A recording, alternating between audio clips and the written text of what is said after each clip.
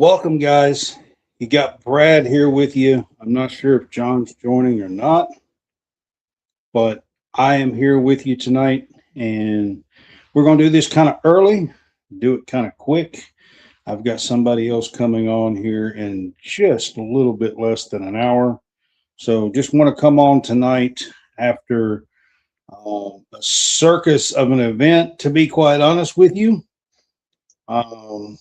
But before we get to that, if you are on Facebook with us, man, we appreciate you. We are growing and growing, getting closer and closer to 9K.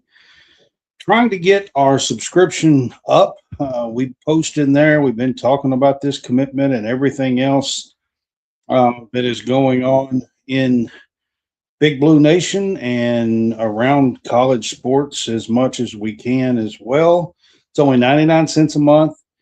You get put in our chat, and we also have a subscribers page for you. So again, it's just 99 cents a month, and we appreciate you. So just want to put that up. Let me at least get a thing on here where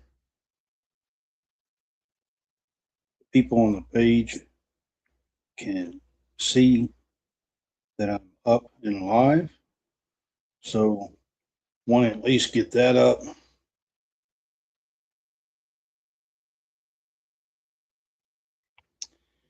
Anyways, welcome in, guys. It is Brad with College SportsCast here to do a little quick thing here of the big fuss tonight.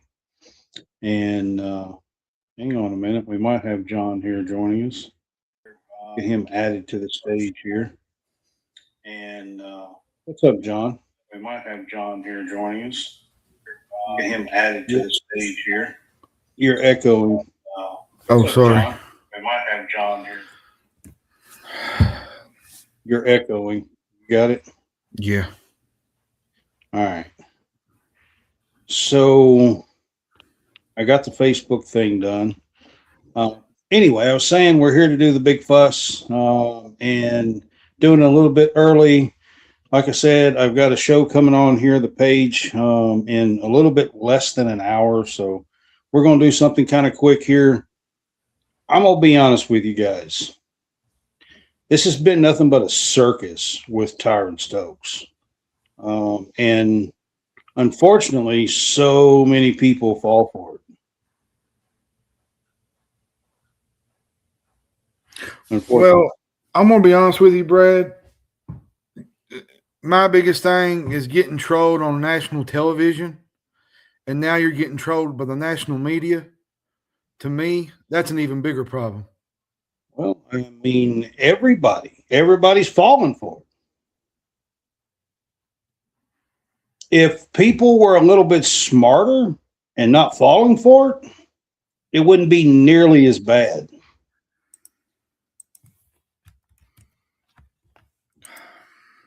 I mean, Randall, I agree with you. It's just on to the next, to be quite honest with you. I mean, if everybody wasn't doing what they are doing and falling for it and hanging on to everything and doing whatever everybody's doing, to be honest with you, this was probably over a month ago. Well, according to Jack Pilgrim, he had already signed his papers the night before the visit. Kentucky. Yeah. Why? If you're Pope in that situation, why do you continue with this? Because he was being trolled too. What do you mean, why? Yeah, but if you even he didn't know that. What do you mean, why? I'm telling you, man, I love you, but we're in a bad spot. A bad spot. Well, I mean, of course, John. Like, if you don't just move on to the next and you don't put something together, it's only going to get worse. So who's really going to be out there that we're going to, I mean. So your attitude, well, I mean, John, there's people that's probably going to not put going to withdraw from the draft. I mean, you go after some of those. I mean, it's not like there's no options. There is some options. Yes, but who's wanting to come here? That's the question. Well, now that is a good question. I will say that. This whole Tryan Stokes thing, though, man. I'm just deflated, Brad. I'm sorry. I'm just deflated, man. It's just an absolute three-ring circus, is what it is. Like two of the biggest things that bother me the most is that, first of all, it looks as if that Pope and his staff are also being trolled, and that is a problem. I will say that for sure. That is a problem if that's the case.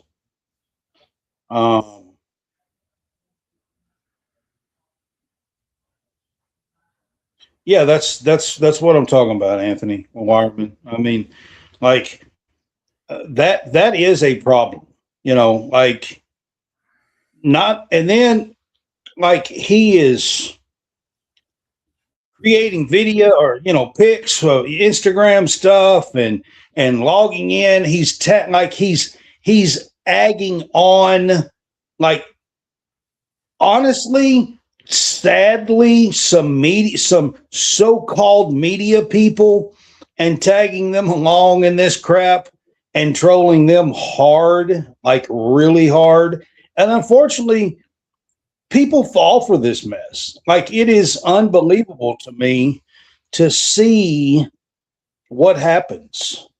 Like, guys, I've been following recruiting for 40 some years. Like, y'all all have some lessons to learn, to be honest with you. Like, I mean, wow. Like, it's really, really, really bad. Like, the stuff that y'all, I mean, you're right. Same thing with Rob Wright happened. And yes, that's who I'm talking about. And it's sad. I mean, honestly, it's really sad that we have people that get so entranced by this that they can't even see that they're being played. Like, John, have I or have I not for the last month been telling you that these people are getting played? Yeah.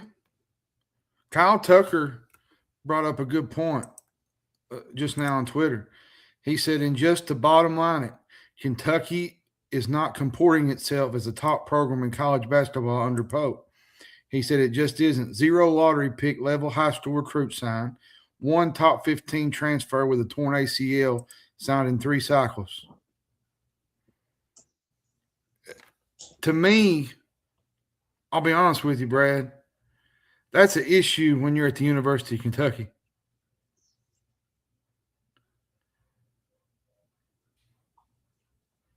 I mean, John, I agree with you. It is an issue. I'm not going to sit here and act like that none of this is an issue. It's all an issue. All of it's an issue. Well, how do you fix it?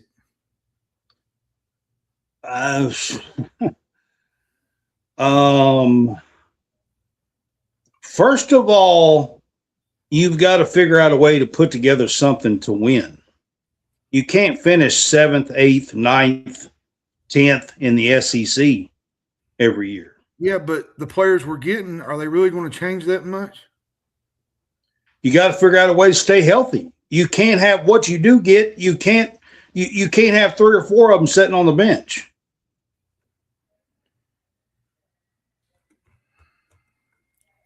I mean, there are things that you've got to be able to do here to fix it.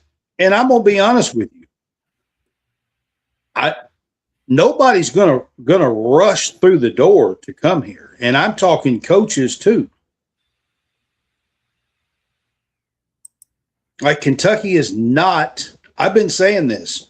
This is not a Mark Pope thing. This has been going on for 6 years at least. Kentucky is really not been anywhere near the national scene since 2019. Not really. I'm going to tell you something else that really bothers me. Dylan Ballard brought it out. PR thing with McBride. That, to me, that was just. Well, let's be honest with you, John. They're trying to save face right before the colossal mistake come out. To be honest, is probably what's going on here. I mean, Justin McBride is a decent piece. I'm not going to sit here and tell you that he is not a decent player. He's played at Oklahoma State, I think, and this will be his fourth stop, I think, in 4 years. Here's my thing, Brad. To me, it feels like all the elite players, just by watching this program the last couple of years, they don't want to play for Pope. And that's a problem. I mean, look, John, Pope gets the blame. All right? He gets the blame. I think all of this started before Pope even got here. Pope is just the one that's here that now is getting the blame. Do you feel like Mitch Barnhart put him in a bad position?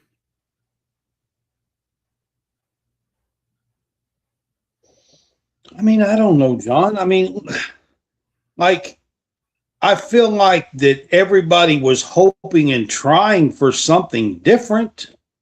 It just hasn't happened. No. That's my problem. I mean, he did not go after a GM. I've said that on this show a million times. He was not prepared for the offseason. Nope. And he doesn't even have a full staff. No. Trying to do all this. Is McLean even a staffer? No. And not unless he's not in that position where he can recruit off campus. So basically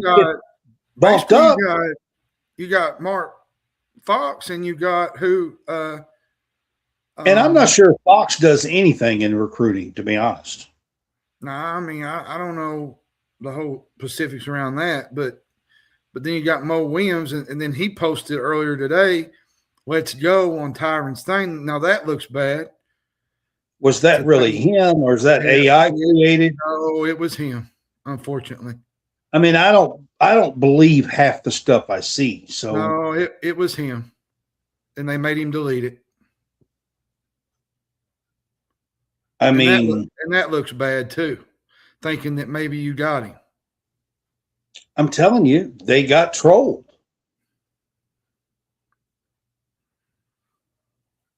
Just like everybody else. I don't know, Brad. I'll just be honest with you. I'm deflated. I'm just at a point now where just get a freaking roster together and see what happens. I don't know. I will say this. Pope's going to have a big year. He's going to have to win at least 20-plus games for him to keep his job, in my opinion. Well, I mean, he's going to have to put this team together. He did get Justin McBride. He is signed. It's not just a commitment. He is signed. He is already signed. So that tells me that at least this afternoon that they knew, because all this come out 30 minutes to an hour before Stokes committed to Kansas. So at least this afternoon that they knew about it. So McBride, who they had been putting off about signing for the last 4, 5, 6, 7 days, whatever it's been, went ahead and signed today. He is like a power forward position. He's only 6'7", 6'8", but he did average like 15.6 and 5.6 rebounds. I don't know what position he's going to play here. You got Cam Williams, you've got Justin McBride, and I still believe they're going to try to get at least one good name to come in beyond what they have with Diallo. Well, the thing is, if you can't get Stokes and you can't get the big, like, what makes you think they're going to come here with what's going on? I mean, John, I didn't say they will. I said they're going to try to get one big, decent name to come here. I'm sure of it. That's what I said. I'm sure they're going to try. My guess is it will probably be a NBA early entrant withdrawal. Would be my guess. That's in the portal. I feel like somebody. We was talking about the GM role. I feel like somebody's going to have to force the hand and go to Pope talk to him, because if they don't, well, I mean, John, there's definitely things that if he doesn't get straight really soon, let's be honest. I mean, he's not going to be here. What I am going to tell you is that when that happens, I don't think there's going to be very many people knocking down the door to be here. Bill, a while ago, puts out Bruce Pearl. I will be honest with you. I think Bruce Pearl's done.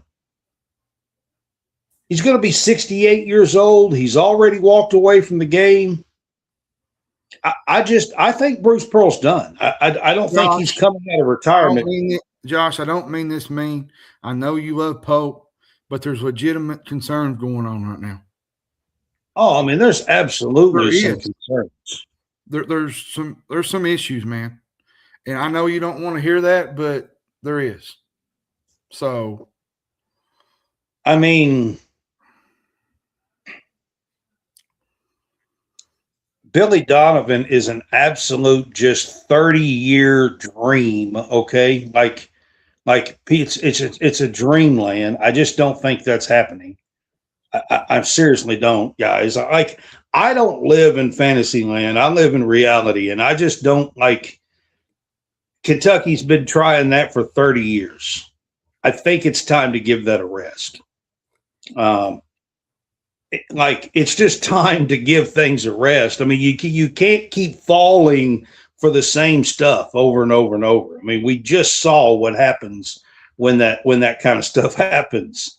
Like, you have to live in some kind of realm of reality, and that's just not happened. That ship sailed 15, 18 years ago. Well, you know what really bothers me, though? You had the whole banner stuff, come home Stokes, come home Rob, and we got trolled on that. We had the whole waited out with Stokes. We got trolled on that. It's been one big messy offseason, Brad, that has been thrown in our face. But John, a lot of that is our own doings. Our own fans and our own doings, made those signs and posted the pictures, and everybody else is posting them and talking about them, and everybody's falling for the stuff. Part of that is our own doings. That's what I'm telling you. If we wasn't so crazy in like believing everything and jumping on board and doing all this, it wouldn't be nearly as bad. But unfortunately, our fan base is insane, to be honest, right now. Well, and I'm not saying go out and cuss Pope, that kind of thing. But the fan base does have an argument with what's going on, because the talent level is not where it needs to be. You see Kansas getting all kinds of top guys. You see Tennessee getting guys. You see Louisville getting Flory Badunga. You see all these others getting top-notch guys in the portal, and Kentucky's having to settle for scraps. I have been around since the late 70s, early 80s, okay? Listen to me when I say this. People, fans, college basketball fans, fans of other teams have been looking for ways to knock Kentucky off the pedestal for nearly 50 years. I agree with you. Like, if we are not smart enough to not fall for all this stuff, then we are just as much part of the problem.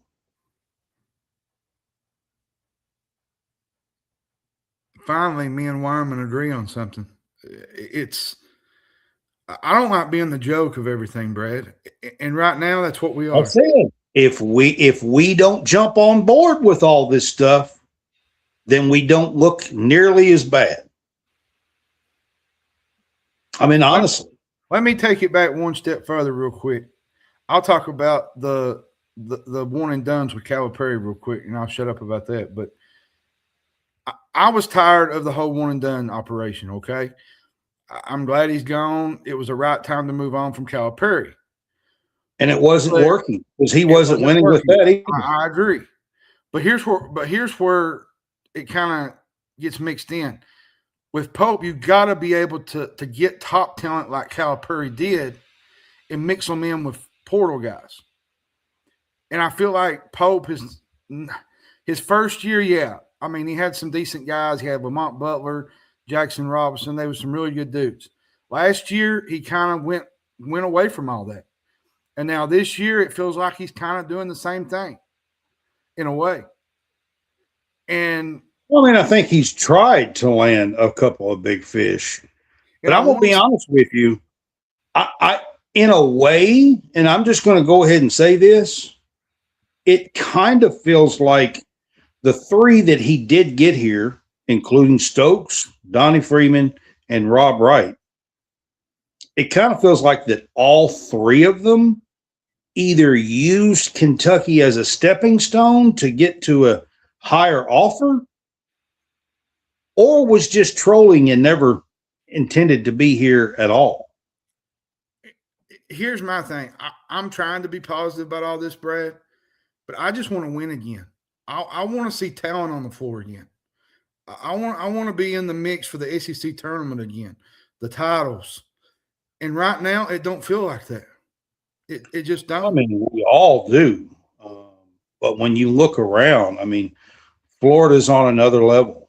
Tennessee, the way that Barnes is recruiting right now and getting guys in, they're on another level, to be honest with you. Alabama, it's probably on another level.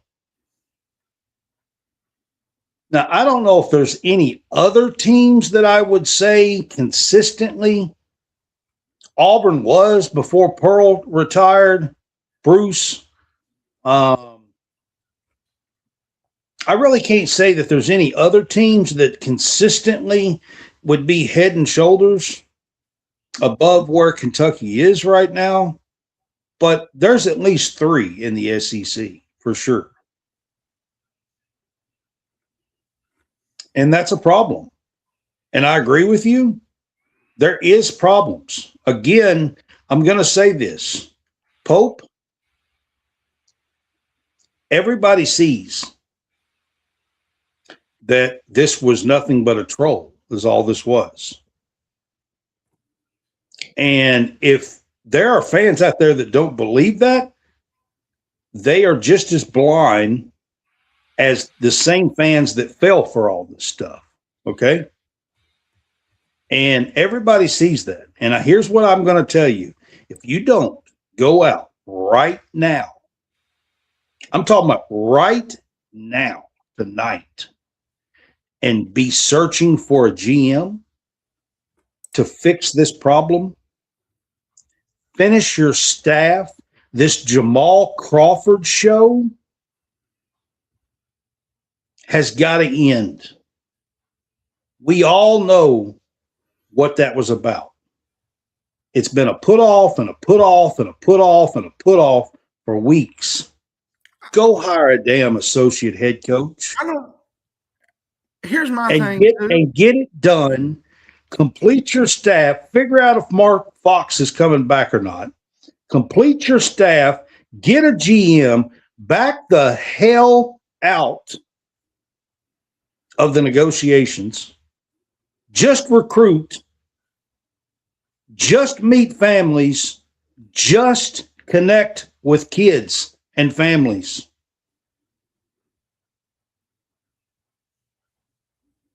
I'm telling you. Addison, I agree with you. That's a problem. Find somebody else in a GM role that can do the negotiation and close job. If you don't do this, you're going to lose your dream I'm job. Telling you right now, you're fixing to lose the Kentucky head coach job. I agree with you, Addison. She said 0 top 100 recruit class is a legendary program of blue blood. This is unacceptable. I mean, it is. I agree with you, Daniel. I think Milan would be a good piece. But here's the question, he would be. With absolutely. That's a guy, if he comes back, that's a guy that he could go out and land and would be a very good piece to add to this. Look, the team that Pope has right here is not a team. If they will come together in jail and stay healthy, John, it's not a terrible roster. I believe that this team could be a top 20 team if they come together and stay healthy. I'm going to say this. The problem Pope made, he prioritized Stokes. He passed on 2 other top recruits because of it, when he could have had possibly Holt and Collins. How about Murin? How about Minka Murin that he was leading on and just basically just dropped him? He failed his biggest offseason, and it's not even close, in a year that he needs to win. And, Brad, that's not a good look. Don't matter what you say. I mean, I agree. It's not a good look, John. Nobody's saying this is a good look. There's nobody that's going to say. You look at it from his experience as a college head coach. It shows up a lot in the recruiting. This cycle, it's been so mismanaged from a top program. Just there's no pulse on these big recruitments. Like you get one that says, well, Kentucky's interested. Well, the next one comes like the old Kesey kid that's battling for Kentucky, BYU, Arkansas. I mean, we're in the top 5. We're in this top 5. And BYU were the top 2 as of now, according to Travis Branham the other day.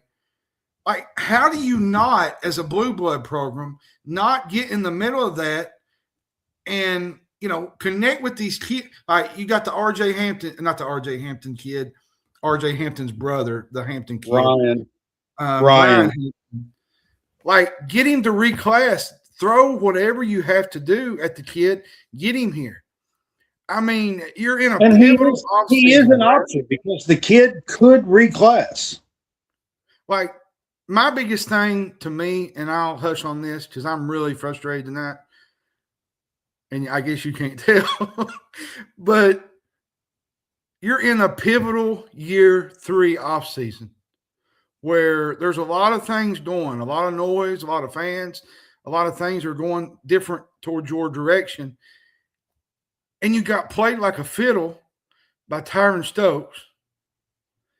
And you got played like a fiddle by he played everybody. He played 98%, 95% of the entire BBN and media. To be fair. This is just, to me, it's not a great PR look, Brad. They're probably going to add some players, but they just put a lot of eggs into his basket. And missed. Yeah, I mean, it's true. Completely true. I get it. There's a lot to fix. All right. I do want to get to something else here, man. I mean, Kenny Brooks, I want to get to a couple of things here. I have been for nearly 3 weeks now. I've been talking about how Kenny is not making very many moves and doesn't seem to be on the phones. And first of all, he showed you, didn't he? First of all, I want to say that I was wrong about one certain player here. He did go out, he did get Diana Collins, and he got Ayanna Patterson from UConn, who's a former top 5 player. But John, they finally went out and finally landed the versatile big that is worthy to play around Clara's track. So I want you to elaborate a little bit, and let's talk about who Kenny Brooks landed here for a minute. Yeah, Mirai Oneal. She's the daughter of Shaquille O'Neal. She's 6'4", transferred from Florida. She's coming off a really good year, Brad. 13 points a game, 6 rebounds, I think 1.4 blocks. She's a former McDonald's All-American. She chose Kentucky over UNC, USC, and Virginia. For me, this is a big-time pickup for Coach Brooks. She's going to be a big piece in the front court. This is a signal for me that the program is trying to level up. How do you see her fitting in this, Brett? Because I feel like she brings length, she brings rim protection, she's mobile at 6'4". She's got a good face-up game. Not a traditional back-to-the-basket kind of girl. She's not just Shaq's daughter. She plays really good for a forward. She's a good modern. She can do a stretch forward. Yeah, John. She shot over 38% from the 3-point line this year on the season. And she had 1.4 blocks, 1.4 steals per game. I will say this. My biggest issue with her overall was consistency last year. You saw flashes of her being really good, and then there were some nights where she's just not great. I mean, she scored 22, I think, against Texas. She had 23 against Kentucky, at home against Kentucky. Against Brooks, I think Brooks seems to really dig into the girls that played really good against him. I think Diana Collins played really good against him as well this year. So if she can unlock that motor every single night, I think she becomes all SEC caliber, to be honest. Oh, yeah. I mean, she's got a lot of potential. She was SEC Player of the Week once this year. And you know it's going to be kind of fun? A lot of people don't realize this, but you'll probably see Shaq at a lot of these games.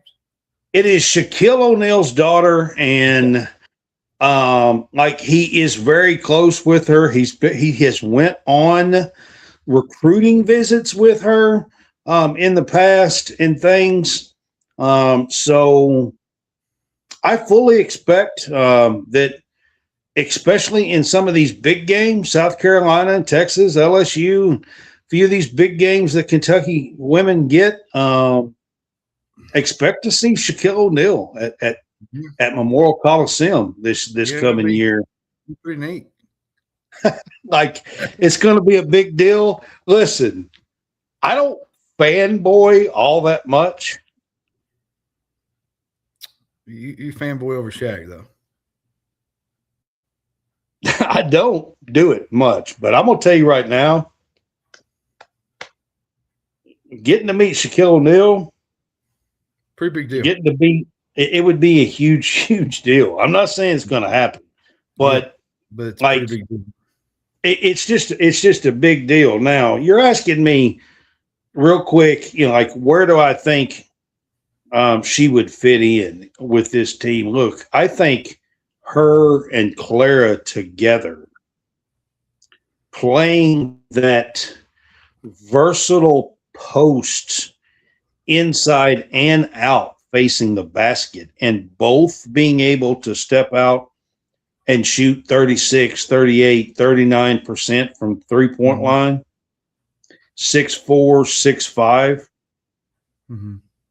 I think it could easily cause a lot of teams some problems. Now, having said that, if you're a team with some heavier big girls, like Oldacre was this year with Texas, I mean, those two girls could have some problems because they don't have the girth and the size to, to go against teams like that. But Kenny also has 3 McDonald's All-Americans coming in. By the way, Shaquille's daughter was a McDonald's All-American as well. And she's got 2 years of eligibility left. So, I mean, I'm telling you right now, the talent level that Kenny is bringing in, pretty good. It's pretty impressive. If he can mold this team, because they're going to be younger with these 3 McDonald's All-Americans. Savvy Swords could start at the 3 position on this team. I do expect Madden Greenway to be the starting point guard. I really do. I do. I expect Madden Greenway to be the starting point guard. I think Asia will be a starter. And then I think the other starter right now, if I'm guessing, is going to come down to Diana Collins from Alabama, who started 35 games from Alabama last year. She was good for Alabama. She done some things that Savvy Swords, freshman McDonald's All-American, show up in the stat book. Have him be an assistant coach and a recruiter on the men's team. Yeah, that'd be something, wouldn't it? Yeah. But I mean, it is a huge, huge deal, and I just wanted to get to that. There is one other thing. This is just from me, and that I definitely wanted to get to. I'm sad to say that Amelia Hassett was waived today by the LA Sparks. Unfortunately, John, she only got to play in 1 preseason game. She played 12 minutes, had 3 points, 3 rebounds, and a steal in 12 minutes. And she gets cut after 1 game. Keep your head up, Amelia. There's always an opportunity somewhere. Somebody's 35th pick in the 3rd round. Somebody's going to take a chance on you. So she's a great person, great shooter. Fireman, Brad, involved with that. He says it's a cesspool. Yeah, X. He said you've been on X. Absolutely, right now. Absolutely no. I have not been on, and I do not plan on being on. To be honest. So are we going to get to talk about our little NFL thing before they get to come on? We can get to it. We got about 10 minutes, John. Just real quick. Yeah, hang on. I just kind of want. Okay, go ahead. I just want to put up NFL draft. Give me your best team grades. Give me like 5 or 6 teams. I think Dallas was one of the tops. Let's be honest. You get Caleb Downs. You get Malachi Lawrence. You got Overton from Alabama. I think the Giants won. They got Arvell Reese, really good cornerstone for defense. Jermon McCoy was a huge sleeper late. Barry and Brown was another one for the Saints. I like this quarterback class. He was talking about it, but I don't think it was the greatest class. I will say this. I felt like the defense was league-wide superstar talent. But I'll say Dallas had a good draft. The Giants had a good draft. I think the Jets had a pretty good draft. I think the Jets had a really good draft. I felt like the Raiders did, getting Mendoza. I think they had a pretty good draft. They built their offense. They got some decent pieces out at wide receiver. Their offensive line is going to be pretty decent. But overall, I'm just happy with my team.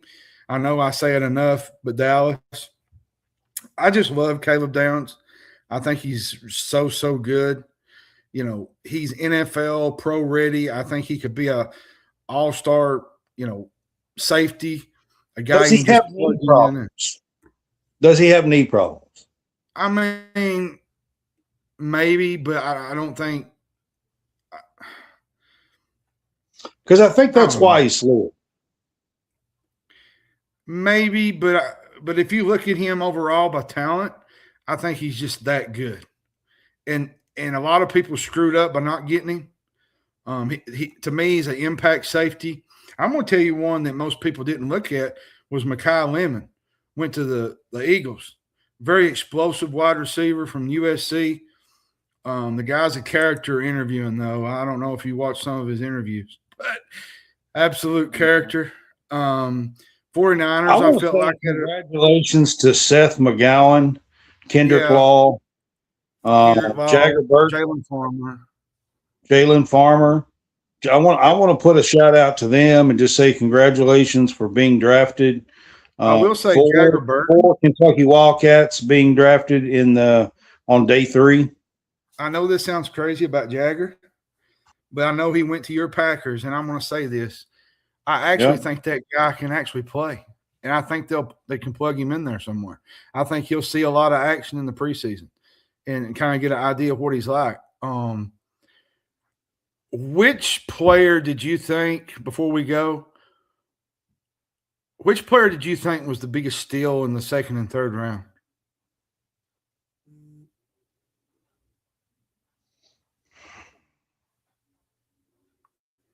I mean, just the second and third round? Yeah, like maybe just one or two. Just, I don't know. Like late gems. I honestly think that Carson Beck is going to be better than everybody gives him any credit for. I'll say this. Everybody's talking about Jermon McCoy from Tennessee. I felt like, his injury history. His injury history is what, and he slid all the way down to the first pick of the 4th, I believe. I'll tell you one that was the kid from Penn State, Drew Allar. Drew Allar is another one that went to Pittsburgh. It should be a good home for him, I would think. He was projected high, but he fell. I think a lot of it was his inconsistency. He's got a really big arm. The traits are there to be a really good NFL quarterback. Sean Barham. I'm sorry, excuse me. The linebacker from Michigan. Dallas got him. Very athletic. That I was like, I think Carson Beck will be better than anybody is willing to give some credit for. That's just my opinion. I'm going to say this too. I know a lot of people are hating on the whole Diego Pavia crap. I feel like one of the main reasons why he did not get picked is because he's so small. Yeah, it probably is. Now, if he was at 6'3", 6'2", I could see a team taking a chance on him. 6'1", but the dude's probably like 5'10". You know what's fun? We posted a meme the other night about the 2 best quarterbacks with Lamar Jackson and Diego Pavia. Yeah. Funny thing is, they ended up on both teams now. Yeah. He signed with the Ravens today. So I thought that was pretty funny. All right, worst team grades. Give me your worst team grades real quick. That's tough. Who didn't do well? And I know a lot of people are jumping on the Rams. I don't think the Rams did great. I don't think the Colts did good either. Now, they did get McGowan. I feel like he's a safe pick there. just wasn't a fan of them. I'll tell you another one that won was the Bengals. I felt like, getting Dexter Lawrence in that trade really helped them. Bengals are going to be pretty good defensively because, they got Joe Burrow at quarterback, which if you got Joe Burrow at quarterback, you can do anything. So, but I don't know, Brad. I felt like the Rams kind of being safe and picking up Ty Simpson was kind of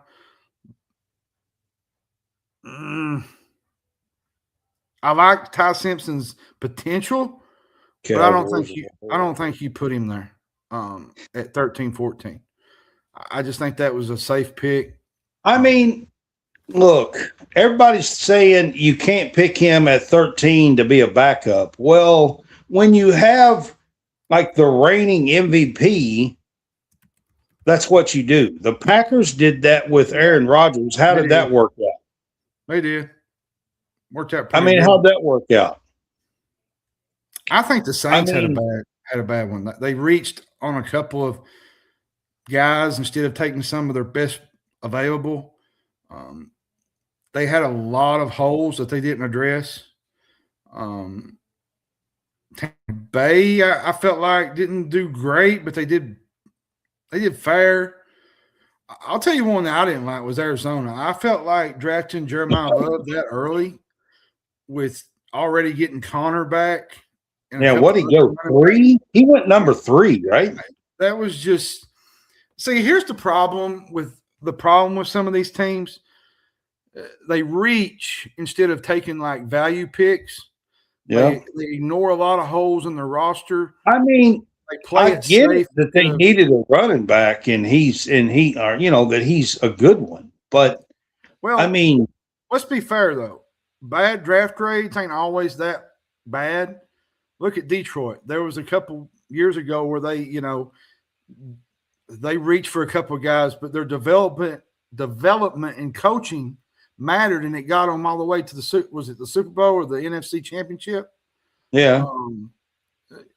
With Campbell as coach, look at the Seahawks last year.